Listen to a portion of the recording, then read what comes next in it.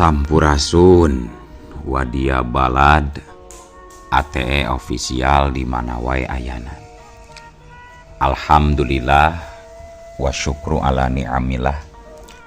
Kalayan diwuwuh ku qobul anu maha agung dibarengan ku pangijabah anu maha kawasa. Diiring ku kadeudeuh kanya Gusti anu maha suci. Urang ayeuna dugi kadanget ayeuna masih keneh tiasa ditepang dangukeun deui dina acara anu matuh kamemet urang sadayana. Nyatana dina pagelaran dongeng Sunda jejer carita Jaka Rungsing si pedang mayit. Ayeuna bagian anuka pamungkasnanya pamiarsa. Bagian namatkeun pamiarsa. Ieu dongeng mangrupikeun buah karyana Kang Asep Rudiat Pajrin ti Palihan Dramaga Bogor. Kangge Kang Asep ngahaturkeun rewunuhun lak saketik kabingahan rehna parantos ngintunkeun naskah ti kawit tug dugi ka akhirna.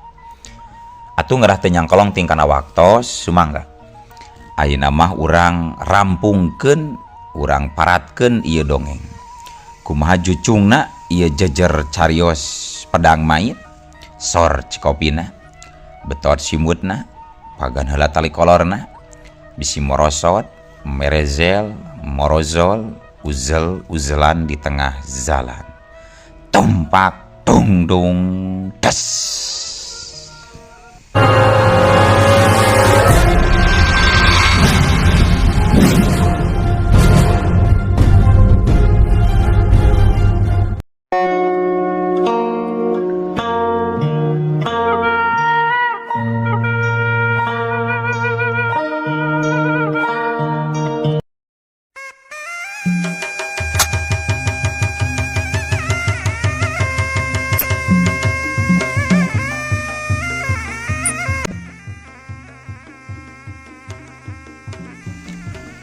Harita katempo papakean Jaka Rungsing ayeuna mah katembong geus loba anu sararoe.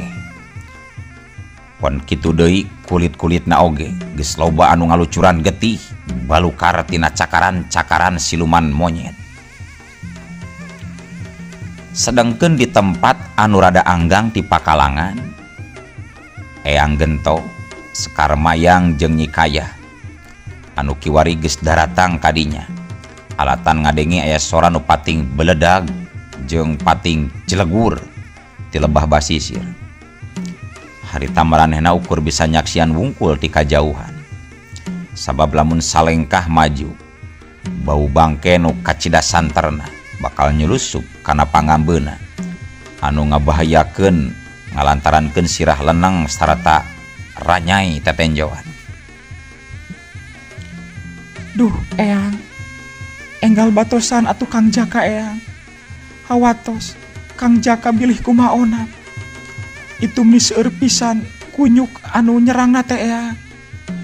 Cek Nyi Kayah lumengis bari nyekelan kana pigelangan leungeun Eyang Gento. Hampura Nyai, hampura. Eyang mah teu bisa tarung. Jadi rupina mah moal biasa manduan ka Jang Jaka. Temal Eyang Gento paromanana ngagambarkeun kabingung. Duh, kumaha tuh Eyang?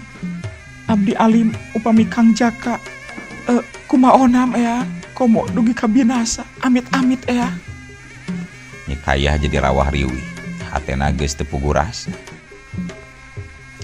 Muhun Nyai, dayang oge embung atuh lamun dugi ka Jang Jaka nepi ka hanteuna mah. Nyayina mah urang ngadu gabe ka Yang Widi supaya aya pitulung ka urang sadayana, utamina kangge Jang Jaka nu ayeuna nuju tarung ngadu jiwa. Nyi Kayah teu nyarita deui, ukur bisa pasrah bari rambisa ku Cimata. Tapi hatena mah ngoceak ngajerit kanu makawasa naneda kanu maha sagalana. Abdi bae atunya Eyang. abdi bade maju ka Pakalangan eyang. Kadenge Sekar Mayang nu nyarita. Manehna oge teu bisa ngantep kitu bae. Nyaksian Jakarungsing anu keur pada ngepuk di huruf ku ratusan kunyuk atawa monyet. Eyang Gento ngareret kanu jadi incuna. Aya rasa cangcaya anu nyang karuk dina jero hatena. Asa teu merean lamun Sekar Mayang lamun kudu asup ka Pakalangan pikeun milu Bitotama ngalawan musuh anu dianggapna teu saimbang. Tapi sanggeus ingat yen incuna teh mangrupakeun muridna Eyang Durgandini si Ratu Pedang. Akhirna mah Eyang Gento teh pok nyarita. Nyaheug bae geulis. Peh ari hidup sanggup tarung ngalawan pasukan kera mah. Eyang mah ngan ukur bisa ngadungakeun we supaya hidup salamat. Ngadenge kitu Sekar Mayang ukur unggul bari imut ngagelenyung. Satuluy nama manehna nyalurkeun hawa murnina kana irung pikeun nutup indra pangambeuna. Sarengsena kitu Sekar Mayang tuluy nyabut pedang anu ngadaplok dina tonggongna anu salila ieu can kungsi digunakeun. Sring pedang geus kaluar tina warangkana. Pamorna ngaluarkeun cahaya bodas anu ngempur guguri lapan. Sanggeus kitu mah teu nungguan lila deui, gancang bae Sekar Mayang ngaberengbeng lumpat asup ka Pakalangan pikeun mantuan Jakarungsing. Corela celeng wuku-wukiu. Teu kungsi lila pedang Sekar Mayang geus muak mawi nigasan monyet-monyet anu harita keur ngepung Jakarungsing. Tetela seukeut pisan eta pedang teh. Ku sakali tigas oge anggota badan monyet anu kakeunaan teh langsung sarapat. Atuh puguh we wadia balad monyet teh jadi kabagi dua ayeuna mah kakuatanana teh. Sawareh ngepung Jakarungsing, sawarehna deui nyerang ka Sekar Mayang. Tapi tetela Sekar Mayang teh kacida hebatna. Lianti jago kana ilmu totokan, ilmu dina jurus ngulinkeun pedangna oge kacida tapisna.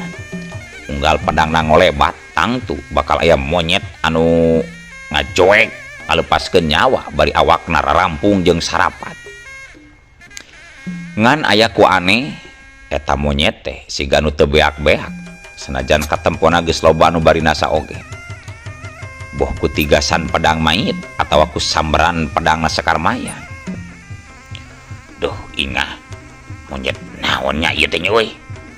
Mani ku loba-loba teuing atuh ieu teh teu beak-beak we. Gerentes Jakarungsing dina sajeroning tarungna.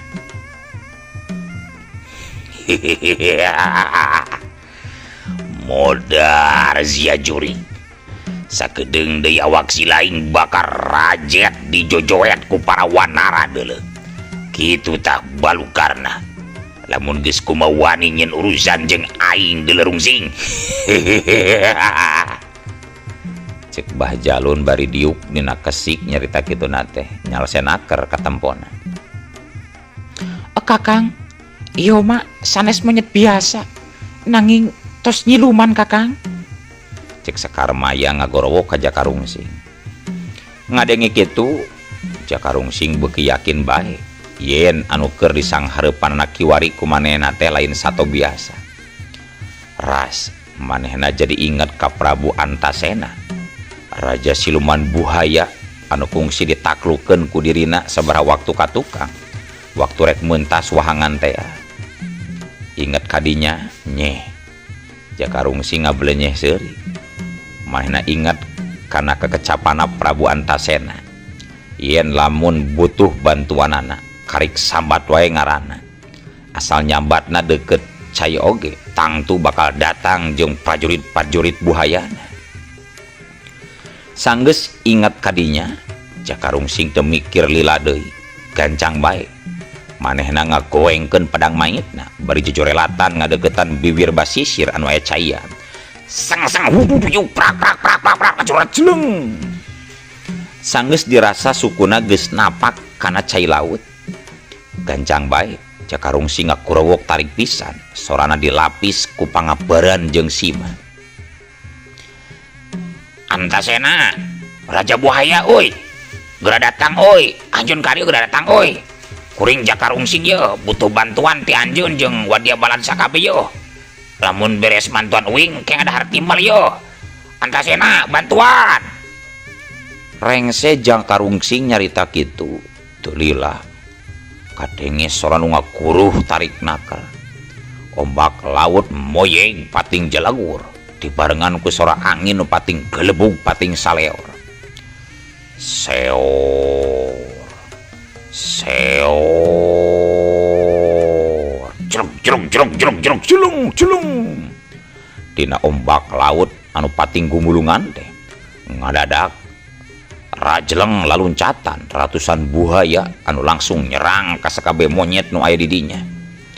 Akhirna mah perang campuh antara dua pasukan siluman anu beda jirim teh teu bisa disingkahan deui.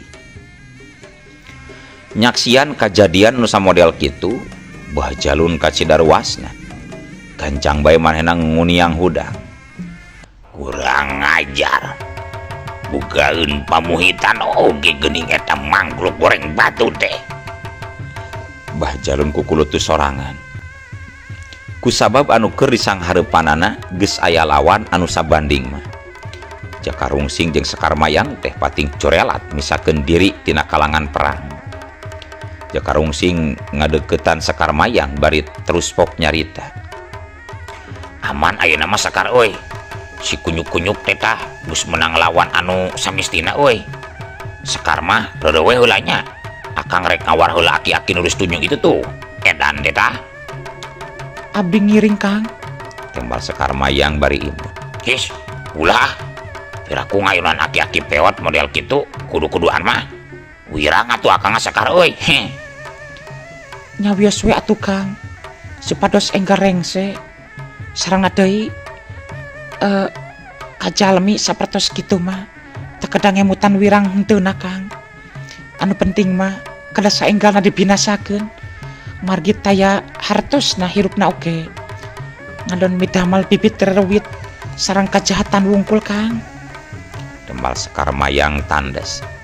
Tayohna mah eta wanoja teh geus keheul kacida ka Bah Jalun teh. Nyari maksa-maksa teuing mah. Nya hayu we lah. Urang recah bebarengan eta aki-aki peot teh Sekar ah. Ceuk Jakarungsing bari corelat culung. Ngacorelat loncat kalebah nangtungna Bah Jalun dituturkeun ku Sekar Mayang. Hayo, rek kumaha deui sia ayeuna aki-aki pewot. Si bau taneuh, si bau hangseur. Tah deuleu tah. Aki monyet aki keur dicaplukan tah monyet aki keur dicaplukan ku buaya wings ya. Ayeuna wayahna ye aki oge rek dicapluk ku wings ya. Red Bah Jalun ngareret kalebah lumangsungna perang antara monyet jeung buaya. Tetela bener cek Jakarungsing. Lianti leuwih gede awakna. Oge leuwih loba jumlahna pasukan buaya teh. Atuh puguh we ngan dina waktu nungan sakedeung oge. Geus katembong wadia balad monyet teh keur diburak-barik ku pasukan buaya. Hiji-hiji dicaplukan. Anu keuna kagebot ku buntut buaya anu reregean jiga ragaji teh tuluy bae maracleng sarta dihakanan ku buaya sejena. Nempo kitu mah jadi sentar oge hatena Bah Jalun teh. Manehna tuluy luak liuk ka sabudeureun basisir. Aya hiji deui harepanana nyata Eyang Wanara Sakti. Tapi nyatana mah can hadir wae nu jadi guru gaibna teh. Ngadon culang cileung kitu geuning aki-aki bau taneuh teh. Neangan naon kieu euy? Culang cileung sigarek maling endog soang geuning kieu euy. Kadek ya. Tong loba teuing hakanan endog bisi-bisulan ki. Cek Jakarungsing ngece. Untung ngacaprak ka mana karep sia juri. Sanu rek maling endog deuleuh. Bah Jalun mencerang. Atuh eta we geuning meuni culang cileung kitu ki jika bangsat ki. Rek naon atuh lamun lain rek neangan endog mah ki. Padahal mah tong diteangan jauh-jauh endog teh ki. Eta we dina jero kolor aki oge aya 2 siki ki. Ngan meureun rada peot jeung tutung deui. tapi lumayan we jeung gahil-gahilun mah arek dipanggereutkeun moal kuing kieu ku budak mait ki. Kurang ajar, repe sia bebangus teh setan, lebok sia setan, iya curelat leungeus sabrung. Harita Bahjalun narajang baas geus muncak amarahna. Jakarungsing gentak mapag musuh kutigasan pedang mayitna. Siut keduk bulan terang. Dir ibarat ngadek besi bae waktu pedang mayit bantrok jeung pigelangan leungeun Bahjalun teh. Sabab Bahjalun masih ngagunakeun acian sangkala genina. Hiat hiat. Kolebat pedang Sekar Mayang oge nyusul ngolebat trek nigas beung Bahjalun. Bulan terang. Tigasan Sekar Mayang oge akur ngabelentrang mangsa dek nenggal pisan ngadek kana beuheungna Bahjalun. Arah bujurna Sekar euy, bujurna Rojok. Rojok teh liang taina ku pedang. Eta teh kalemahan aki-aki peota Sekar euy. Cek Jakarungsing ngagorowok ngabejaan ka Sekar Mayang. Atuh puguh Bahjalun jadi curingan. Sabab tetela geuning ayeuna mah yen Jakarungsing teh bener-bener geus nyahueun kana kalemahan dirina. Hiat hiat. Meh bareng Jakarungsing jeung Sekar Mayang pating corelat narajang. Dua pedang pating kolebat muru ka Bahjalun. Gerakanana sarua cepetna. Daek teu daek Bahjalun teh lianti nakis oge kudu daek luluncatan pikeun nyingkahan panarajang dua urang lawanan. Sabab boh Jakarungsing atau Sekar Mayang pada padang ngarah kana bujur dina nyerangna teh. Jakarungsing anu geus nyieun kaputusan pikeun ngabinasakeun Bahjalun. Harita geus teu mere kasempetan deui pikeun ngarenghap-renghap acan ka Bahjalun teh. Manehna terus bae ngayakeun serangan anu ngaruntuy pikeun nguras tanagana Bahjalun. Pun kitu di Sekar Mayang manehna oge teu eleh tapisna jeung Jakarungsing. Pedangna kokolebatan nyamberan bujur Bahjalun. Lianti eta oge Sekar Mayang teh bari neangan lolongkrang kosong pikeun ngasupkeun totokanana. Sasakti-saktina Bahjalun ari terus-terusan digempur ku dua urang budak ngorama. Antukna jadi kadeseh oge. Gerakanana sering lat pikeun ngejat. Balukarna mah najan teu liang bujurna oge nukeuna, tapi anggota badan nu liana mah daek teu daek kudu kagebot ku pedang mayit atawa ku pedangna Sekar Mayang. Dina hiji kasempetan nu kawilang hade Sekar Mayang nempol lolongkrang kosong pikeun ngasupkeun totokanana. Teu miceun deui kasempetan ngan sakilat Sekar Mayang ngajorelat. Hap hiat siuk tak tak tak. Runtuyan panoto nyayang pisan karena urat-urat pentingna Bahjalun anu aya dina sapasang pingpingna. Disusul tepus ku dua panotok deui dina sapasang leungeunna siuk tak tak tak. Tetela. Najan nya oge badan Bahjalun waduk tina sagala rupaning pakarang jeung sakabeh deungeulan. Tapi ari ku totokan ramo-ramona Sekar Mayang mah teurak oge. Sabab urat-urat pentingna anu ditotokna teh langsung rengkang. Harita kene Bahjalun jadi ngajanteng heuras, jeug-jereug. Teu bisa usik, teu bisa maling. Ukur sapasang panona anu dekok we anu katembong bular giler. Barang jeung eta Jakarungsing oge datang. Langsung nocoskeun pedang mayitna kana liang taina Bahjalun. Siap hut beres alah. Bahjalun ngagerotari. Lamun seugeun teu keur dina kayan katotok mah. Geus tangtu harita teh Bahjalun geus adu lajer bari sakarat. Tapi bubuhan awakna heuras jadi ukur bisa cacalangapan bari gegerungan we bungkul. Lila-lila mah sora Bahjalun jadi laun. Nu saterusna mah jeb we. Teu kadengina naon deui. Gancang Jakarungsing nyabut pedang mayit tina liang bujurna Bahjalun. Sret. Satulina mah warugah Bahjalun anu jeug-jereug heuras teh dicecek satarikna. Hiuk cebrok deuk gubrag. Awak Bahjalun ngagubrag kana pasir bari jeung dina kayan anu geus taya nyawaan deui. Jakarungsing jeung Sekar Mayang ngarengha panjang. Red duana ngaret kalebah lumangsungna perang campuh antara dua siluman. Horeng ayeuna mah jadi aya dua pakalangan teh. Nu hiji dipake ku wadia bala monyet jeung buhaya. Di pakalangan nu hiji deui mah katembong. Aya hiji monyet badag anu keur dihurup ku dua buhaya. Jakarungsing anu wawuheun ka dua buhaya eta nu taya lianti Prabu Antasena jeung Prabu Sepuh teh gancang bae muru nyampeurkeun. Pedang mayit masih keneh dicekal ku leungeun katuhuna can diasupkeun kana warangkana.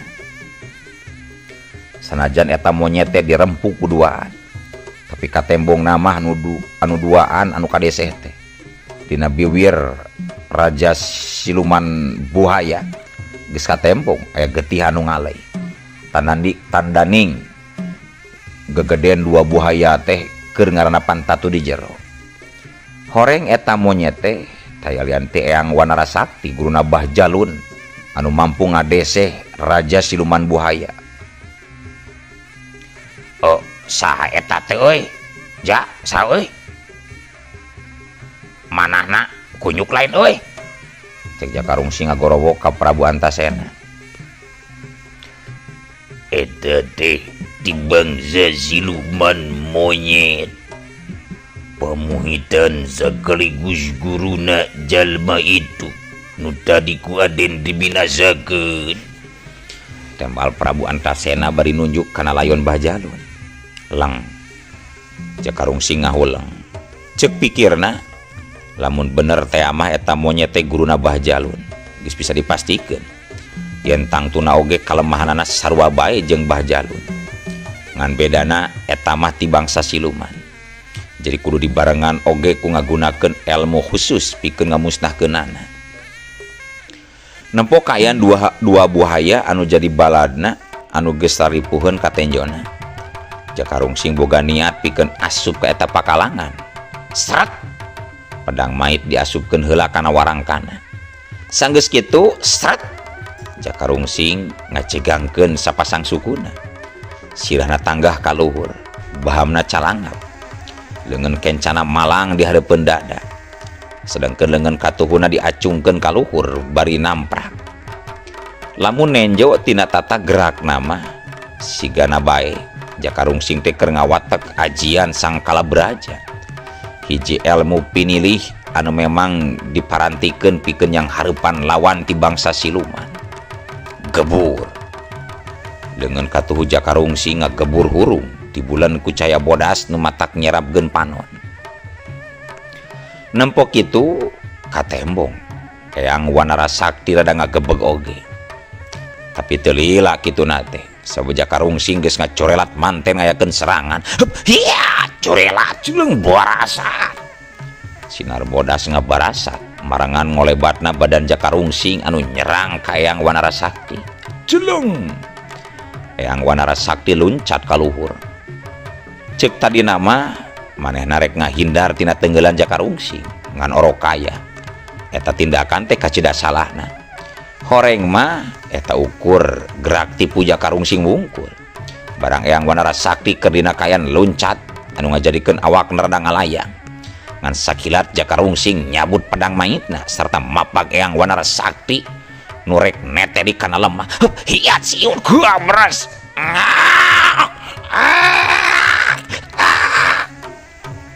Eyang Wanara Sakti ngoceak tarik. Pedang mayit ngagabras laput kana duburna.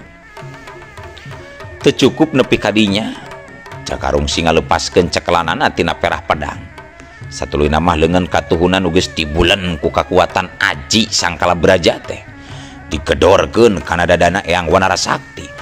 Set hiu dua alah. Jumeritna Eyang Wanara Sakti teh beuki tarik bae kadengena. Darig deui. Carig jeug. Dalig deui. Carig jeug. Eyang Wanara Sakti jajari jeugan bari egang. Dadana katembong tutung geseng sarta ngaluarkeun haseup anu nyarembung. Soloyong, solontot, kubrag les. Akhirna mah Eyang Wanara Sakti teh ngagubrag anu satulina mah ngiles taya tapak-tapakna acan anu nyesang anu ukur pedang mayit anu ngagoler dina kesik laut. Jakarungsing ngalengkah nyamperkeun ka pelebah pedang mayit tuluy dicokot nu saterusna mah diasupkeun deui kana warangkana. Sanggeus kitu mah ret Jakarungsing ngareret neuteub ka Prabu Antasena jeung Prabu Sepuh tuluy pok nyarita. Rengse oge ja euy. Teu sabaraha geuning elmuna aki-aki monyet teh nya ya. Nya Den, syukur Aden tiasa ngamusnahkeun eta mangglu. Kula jeung Kanjeng Rama meh-mehan binasa Raden. Tembal Prabu Antasena bari ngusap getih nu ngalay dina juru bibirna.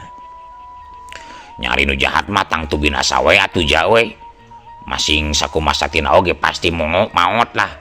Sabab kajahatanna eta ngajadikeun pangapesan pikeun dina sorangan. Kitu tah ja we. Nya leres pingsan Raden.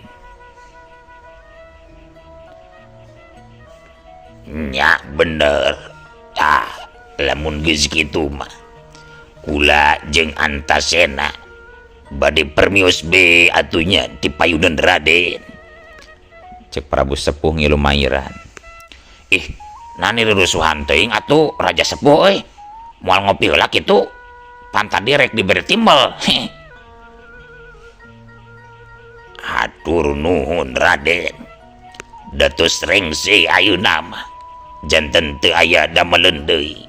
Keun ari timbal mah bagikeun we ku Raden kanu leuwih ngabutuhkeun. Tembal Prabu Sepuh bari ngagideg tayona mah bari miceun kalenang nu aya karasa keneh da sirahna. Samemen teruskeun deui cumaritana Jakarungsing ngalieu heula kalebah lumangsungna perang antara siluman monyet ngalawan siluman buaya. Tetela ayeuna mah nu aya di dinya teh ukur ratusan buaya wungkul. Wadia balad monyet nama geus areuweuh kabur katawuran. Nu sawareh milu musnah barang jeung Eyang Wanara Sakti. Nya atuh ari moal ngaropi heula mah pek atulah geura baralik we lah. Nuhun nya ja geus mantuan uing nya. Aki raja oge nuhun nya ki geus daek mantuan uing ki raja. Mangga Raden, mangga permios.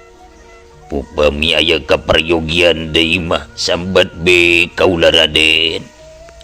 Tembal Prabu Antasena nu satuluyna mah kareles be. Duanana ngalaleungit.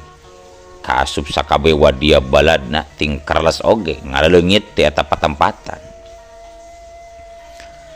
Jakarungsing ngarengha panjang. Tuluy malikeun awakna ka tukang. Horeng di dinya geus nyampak Eyang Gento. Nyi Kayah katut sekar mayang. Kang, Nyi Kayah ngajerit bari ngagabrug ngarontok ka Jakarungsing. Nu satuluyna mah ngabangingik ceurik. His. Nanaonan ieu Kayah nanaonan ieu aduh ieu nyendol dada ieu nyendol aduh. Geus ulah cerik ah. Era geus gede euy. Ieu nyondol ieu mending nganyode. abdi bingah, akang salamet Kang. Tadi mah abis sieun pisan.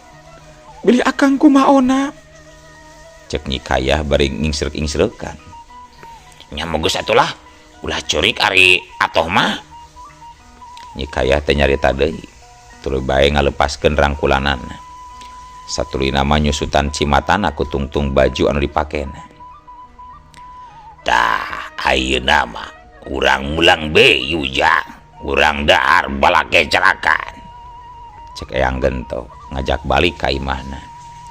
Sanggeus kitu mah beral bae. Opatanana laleumpang ninggalkeun basisir. Sanapina ka imah Eyang Gento, tuluy bae tiluanana dalahar da memang can ngawadang ti isuk mula keneh. Sarengsena dalahar, tiluanana ngariung deui di tengah imah. Jakarungsing nepikeun pamaksudanana, pikeun saja amitan rek mulang ka tatar Pasundan. Sanggeus teu rabuh heula babaraha kali kadenge Jakarungsing cumarita. Eyang, ayeuna mah apanan geus rengse pancen uing di dieu teh nyayang. Jadi uing jeung Nyi Kaya terek balik dewe ka Pasundan. Cek Jaka Rungsing bari nyeuhil nyarita kituna teh. Ih, meuni enggal-enggalan teuing atuh Jang Jaka. Padahal mah di dieu we heula sabulan 2 bulan mah. Cek Eyang Gento rada alum paromana. Lain teu hayang atawa teu betah lila-lila di dieu teh yang euy. Tapi apanan uing teh kudu nganterkeun Nyi Kaya yeuh ka imahna. Teu hade lila teuing mamawa anak batur ka tempat jauh ti indungna mah yang euy. Bisi dibeberi ku ronda. Cuk tadi nama manawi Jang Jaka teh keur sakaico Eyang Sekar Mayang. Nya urang sakeun be ayeuna kitu da Jang. Uluh. Uing macan hayang kiwin Eyang euy. Jadi hampurannya lain uing nolak atau ambung ka Sekar Mayang. Tapi uing teh boga waktu anu geus ditangtukeun pikeun ngarumah tangga Mayang euy. Ayeuna mah can waktuna lila keneh Yang. Ieu intina mah can ngasah heula si Ujang. Najan aya rasa hanjelu dina hatena, tapi Eyang Gento bisa ngamaklum jeung sadar yen Jaka Rungsing teh hiji jawara anu ngorakene. Jadi tangtuna oge boga katangtuan jeung aturan dina kahirupanana. Ku kituna Eyang Gento teu bisa memaksa. Nya deuna naon Jang. Lamun teu kerja oge Eyang ngaturkeun reunun we ka Jang Jaka. Nu geus kerja rurumpaheun ka dieu kanggo ngabantos Eyang ngengingkeun mustika Badar Wulung Manik Maya. Hapuntenna nya Eyang teu bisa majiana naon. His nya sarua wae uing oge nuhun pisan ka Eyang teh. Apanan uing oge geus diubaran ku Eyang teh Yang. Jadi impas lah Yang hiji-hiji Yang. Nya zami-zami Jang. Ira abade miang deh Jang. Asa ngobrol wae geuning. Ayeuna bae Yang Mung burang keneh jeung halodo deh Yang. Lamun sore mah sok teu kaur, sok hujan. Nya moal reureuh lagi du sabeuting 2 beuting deui mah. Apan geus dalahar pisan tadi teh, sok kiligiben. Gampilah leureum mah Yang. Ke bae di jalan Itu pantu. Nyi Kaya geus teu kuateun hayang nyusu ka abahna cenah Yang. Cek Jaka Rungsing bari nunjuk ka Nyi Kaya. Atuh puguh we Nyi Kaya jadi ngelemes bari semu beureum beungeutna. Era tayohna mah. Abdi oge ngaturkeun nuhun nya Kang Jaka. Hapunten pami selami ieu Akang sareng Nyi Kaya aya di dieu teh. Abdi sareng Eyang kirang nyugemakeun. Buah tina sikep atanapi tina jamuanana. Sekar Mayang kadenge milu mairan. Nyala Sekar nyalah. Akang oge nganuhunkeun nya ka Sekarnya. Anu geus milu tarung mantuan Akang yang hareupan Bah Jalun. Keun lah perkara kawin mah nya. Henteu jeung Akang oge tangtuna masih loba jajakan leuwih ti Akang anu daekeun ka Sekar. Didoakeun pisan lah ku Akangnya. Sekar sing menang jodoh nu kasep Bunghar jeung Bagur. Amin. Hatur nuhun Kang Jaka. Tema Sekar Mayang bari marah main. Sanggeus eueuh deui anu kudu diobrolkeun mah. Tuluy opatanana narangtung sarta ting koloyor kaluar. Di luar geus nyampak aya 2 kuda pikeun tutumpakan Jaka Rungsing katut Nyi Kaya. Sanggeus sasalaman sarta amitan ka Eyang Gento jeung ka Sekar Mayang mah. Jaka Rungsing jeung Nyi Kaya tuluy ting kalacat kana tonggong kudana sewang-sewangan. Eyang Sekar, uing permiosnya rek miangnya. Cek Jaka Rungsing bari ngangkatkeun dampaleungeun ka tuhunna. Mangga Jang mangga, sing jalamet di jalan Jangnya. Cek Eyang Gento bari mesem. Sarua mehna oge ngacungkeun dampaleungeun ka tuhunna. Sanggeus kitu mah Jaka Rungsing jeung Nyi Kaya metot kadali kudana.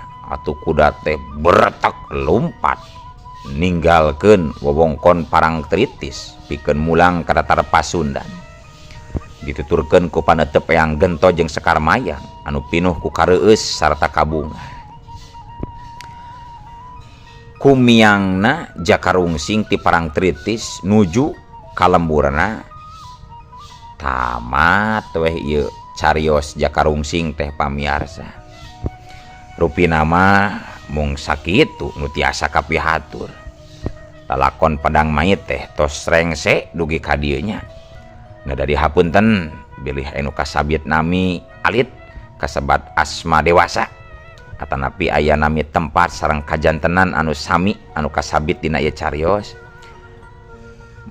Muhun dihapunten margi ieu mah mung sakadar dongeng rekaan pangarang taya maksad sanes lianti kangge ngahibur.